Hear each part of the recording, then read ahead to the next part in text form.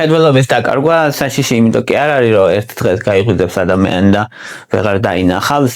საშიშია იმიტომ, რომ ეს ნელა ხდება და ადამიანი წლების განმავლობაში ნელა კარგავს მხედველობას, ისე რომ ვერ წხვდება იმ მცირე დეფექტებს, ჩვენი ტვინი კომპენსირებას უკეთებს, ამდენ შეუძლია და მე როცა დგება დრო, როცა ამას ვეღარ ახერხებს, ადამიანი კარგავს მხედველობას და ამ დროს როგორც წესი გვიანია. საქმე იმაშია, რომ ადამიანების თითქმის 20% შეიძლება მეტიც ნიშნულოვანი მხედველობის პრობლემით არის, ან ცხოვრების განმავლობაში ექნება ეს პრობლემა და მათი ნახევრის თავიდან ნაცილება შესაძლებელია, ან დროული მკურნალობა, დროული ჩარევის შემთხვევაში შესაძლებელია. ზუსტად ამაზე ვისაუბრებთ, როგორ მოახერხოთ, რომ დროულად შევამჩნიოთ, თუ თვალებს რამე პრობლემა აქვს და ეს პრობლემა აღმოფხვრათ. მხედველობის პრობლემები ხშირად ბავშვობიდან იწყება. პატარაობაში თუ ბავშვს აქვს ან ახლო მხედველობა, ან შორს მხედველობა, ან ასტიგმატიზმი, ანუ ერთ თვალზე ორივე ერთად.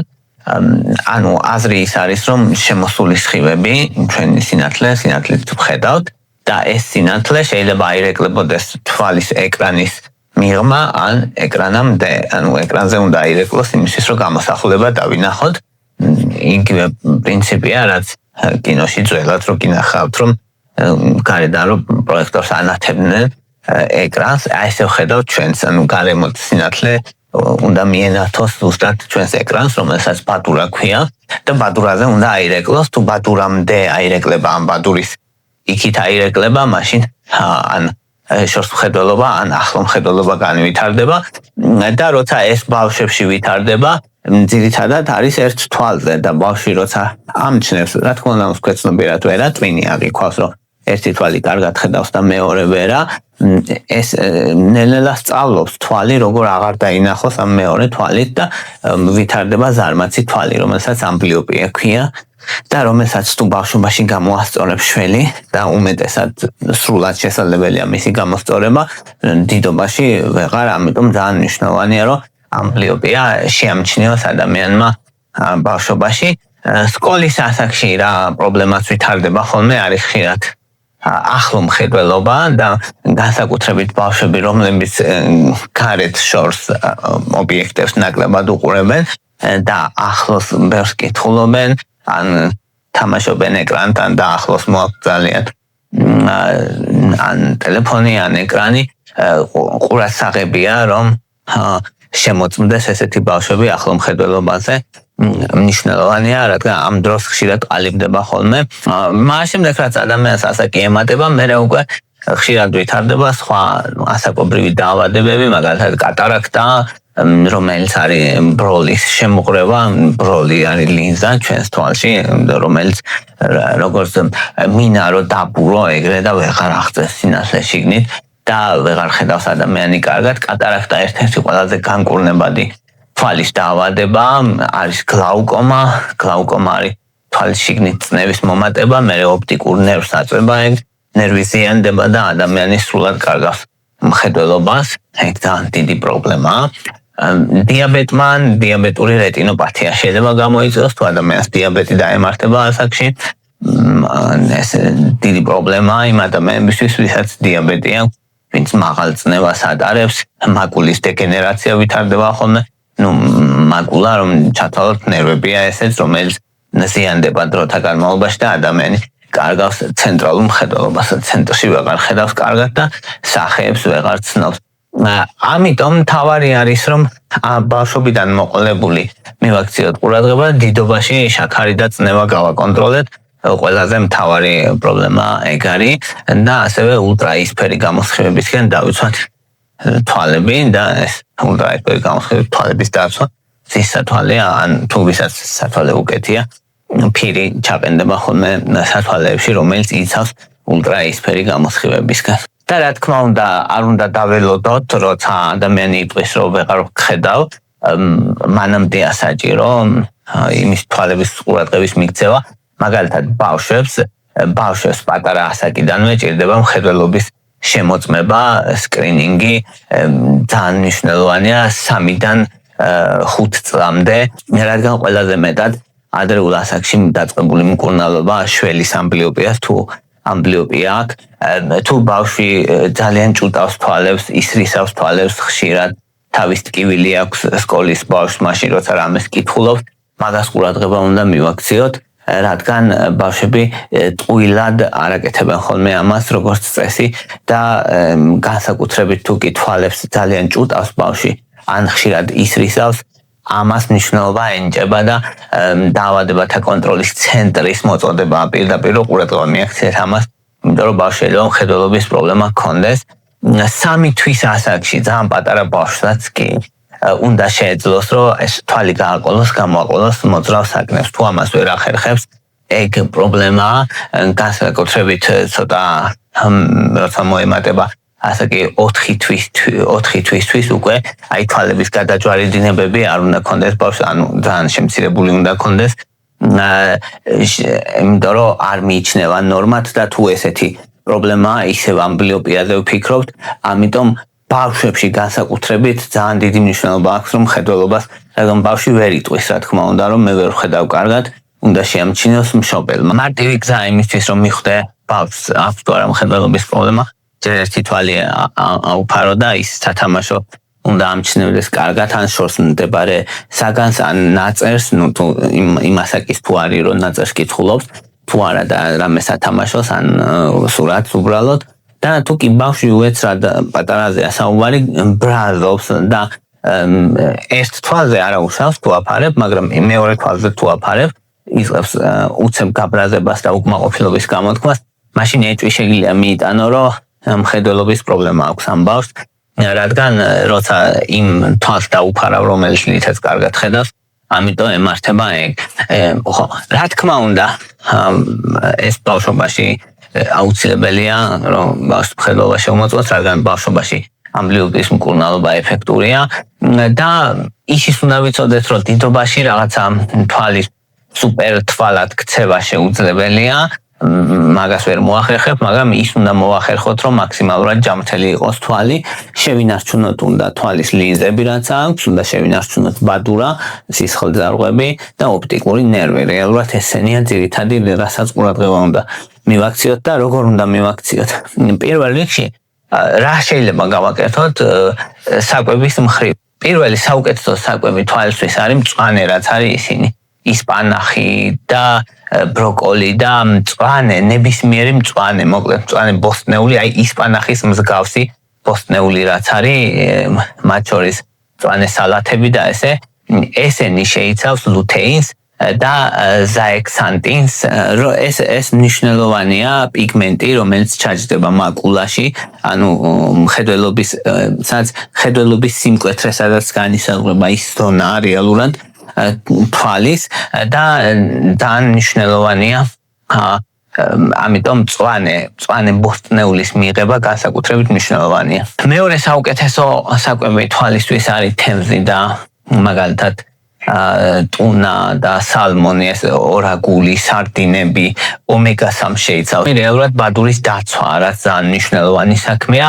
მესამე საუკეთესო საკვები არის კვერცხი, განსაკუთრებით კვერცხის გული, მაგრამ მთლიანად კვერცხის მნიშვნელოვანია ცილების კუთხით, მაგრამ კვერცხის გული განსაკუთრებით ლუთეინის და ზაექსანტინის შემცველობის გამო და ქოლინსაც შეიცავს და სრული პაკეტია, მოკლედ თან ცხიმთან ერთად არის და ადვილად შეიწოვება და კვერცხი ერთ-ერთი საუკეთესოა თვალისთვის, რაც შეიძლება მიიღოს ბავშვმაც და დიდმაც. მეოთხე ადგილზე არის, რაც არის სტაფილოსფერი და ყვითელი, მოკლედ ეგეთი საჭმელი, მაგალითად სტაფილო, გოგრა და ბოსტნეული, სხვა ბოსტნეული, რადგან შეიცავენ უმეტესად ბეტა-კაროტინს, ანუ ვიტამინ A-ს და ვიტამინი A მნიშვნელოვანია თვალისთვის, ღამე ხედვისთვის და მეხუთე ადგილზე არის C ვიტამინის შემცველი და ანტიოქსიდანტების შემცველი საკვები, ეს არის ბულგარული წიწაკა, ციტრუსები, კენკროვანი და კივი და ვიტამინ C შემცველი სხვა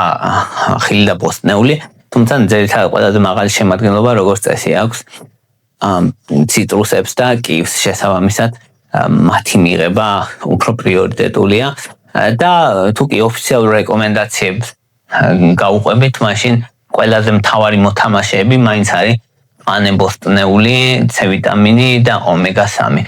რაც შეეხება საკვებ დანამატებშიც თვალის კომპლექტის საკვებ დანამატებში ხშირად შედის ხოლმე ვიტამინი C, ვიტამინი E, თუთია, კუპერი, სპილენძი, ლუთეინი და ზაექსანტინი. ეს არის ხოლმე უმეტესად ეს კომპლექტი, ან რომელიღაცებს შეიცავს, ან რომელიღაცების გამოკლებით და თვალისთვის ომეგა-3-ც ძალიან მნიშვნელოვანია და ვიტამინი C, ცალკე თუ მიიღებს ადამიანი, თუთია კუპერთან ერთად მნიშვნელოვანია, რადგან აუცილებელია თვალის ბადურის ფერმენტების ფუნქციონირებისთვის. ვიტამინ C-ს მნიშვნელობა აქვს როგორც ანტიოქსიდანტის და კოლაგენის სინთეზისთვის, რაც ასევე მნიშვნელოვანია და ვიტამინი A მნიშვნელოვანია იმ შემთხვევაში, თუ ადამიანს მხედველობა უჭირს. და ვიტამინი A მნიშვნელოვანია, თუ ადამიანს პირდაპირ დეფიციტი აქვს ვიტამინი A-ში ან ღამე მხედველობა უჭირს. ამ შემთხვევაში დაცვის ფუნქციას ასრულებს. რაც შეეხება დაავადებებს, რომლის მიმართაც ყურადღებით უნდა ვიყოთ ზრდასრულობის ასაკში, პირველი და ყველაზე მთავარს ვიტყოდი, რომ არის გლაუკომა.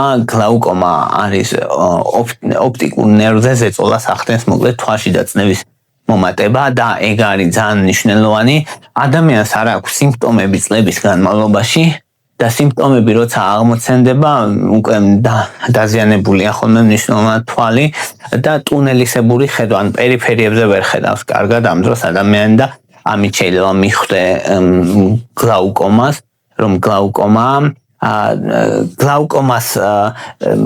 სკრინინგისთვის მნიშვნელოვანია თვალში და წნევის გაზომვა და თუ 40 წელი შეგისრულა და არ ყოფილხარ თვალის ექიმთან, უნდა მიხვიდე თვალის ექიმთან და თვალში და წნევა შეამოწმებინო, განსაკუთრებით თუ ადამიანს დიაბეტი აქვს, ან ჭარბიწონა აქვს, ან მაღალი წნევა. მეორე მნიშვნელოვანი დაავადება არის დიაბეტური რეტინოპათია.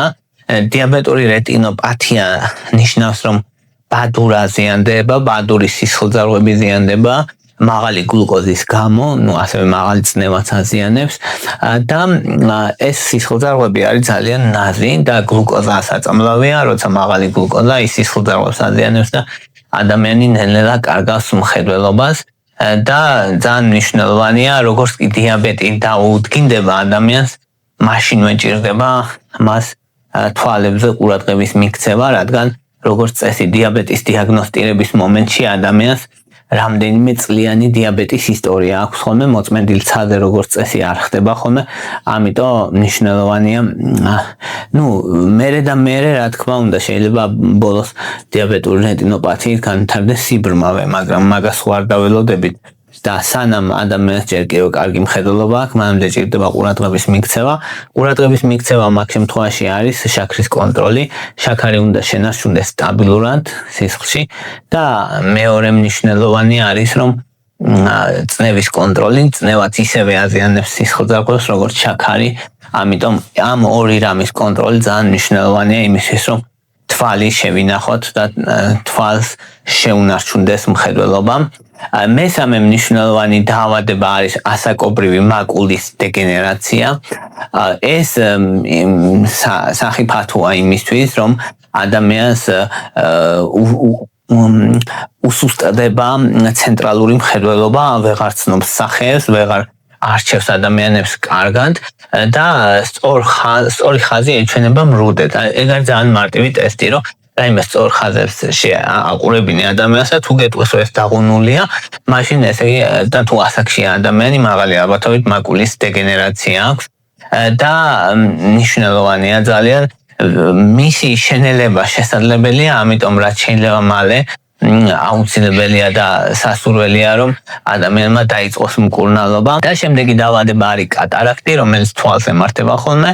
და კატარაქტი არის ყველაზე კარგი იმ მხრივ, რომ ეს ბროლის შემღვრევა, ან ლინზა გვაქვს ჩვენ თვალში, რომელსაც ბროლი ქვია, ბროლი რო შეიმღვრევა, ადამიანი კარგად ვეღარ ხედავს და ბოლოს ადამიანი ბრმავდება, ანუ გეგონება იმათ ხედავს რა.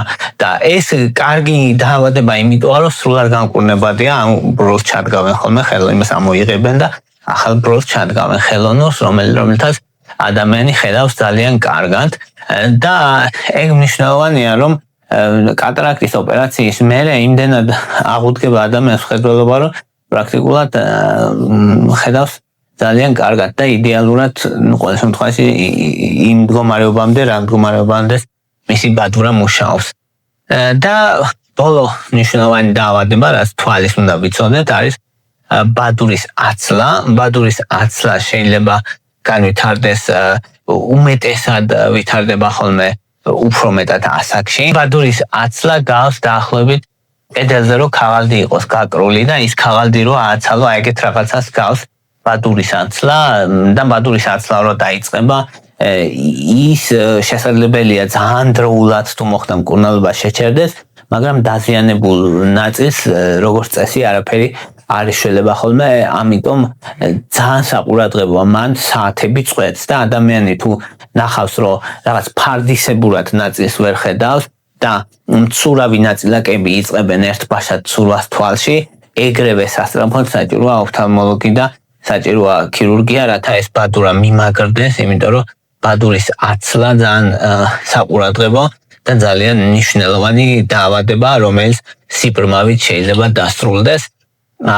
ამიტომ თვალების მიხედვა მნიშვნელოვანია, თვალების მიხედვა იმდენად მნიშვნელოვანია, რომ ეს ნელ-ნელა ვითარდება და ნელ-ნელა რაც ვითარდება ხოლმე ბოლოში უკვე სიმპტომები რო ვლინდება, მე შეუქცევადი, ამიტომ დროული მკურნალობაა საჭირო, უნდა ვიცოდეთ როდის არის გადაუდებელი მკურნალობა საჭირო და უნდა ვიცოდეთ კიდე ბავშვებს რო ყურადღება მივაქციოთ თავიდანვე, ეს კრიტიკულად მნიშვნელოვანია, რადგან ბავშვს მთელი ცხოვრება მე ან ცუდი მხედველობა ექნება, ან ნორმალური. აი ეს იყო რისი თქმაც მინდოდა, მადლობა რომ მისმენდით, მადლობა რომ გაინტერესებთ, თუ მოგწონთ ჩემი ვიდეოები დალაიქეთ, თუ მოგწონთ ჩემი არხი გამოწერეთ, მადლობა რომ მისმენთ, მადლობა რომ გაინტერესებთ და ვისაც გაქვთ სურვილი დონაციების, შეგიძლიათ დონაციები გააკეთოთ, აღწერაში მაქვს ანგარიშის ნომრები. ვისაც არ გაქვთ დონაციის საშუალება, არ არის პრობლემა, არხის მხარდაჭერა, ნებისმიერი გამოხატულება დალაიქება, გაშიარება, დაკომენტარება, ან ნებისმიერი თქვენი აქტივობა.